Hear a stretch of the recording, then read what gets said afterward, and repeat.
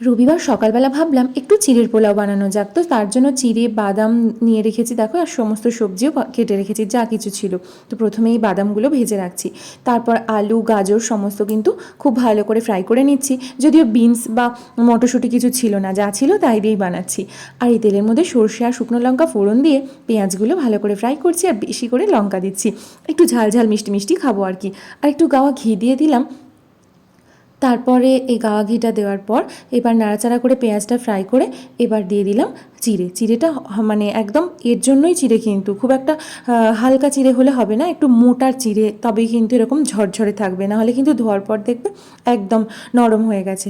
চিনি লবণ সমস্ত কিছু দিয়ে ভালো করে নাড়াচাড়া করে আর শেষে বাদামগুলো দিয়ে দেবো, ব্যাস হয়ে গেল চটপট একটা সুস্বাদু এই রকম টিফিন রেসিপি, ব্রেকফাস্ট রেসিপি বলতে পারো। তো তাহলে ভালো লাগলে অবশ্যই একটা লাইক করে দিও।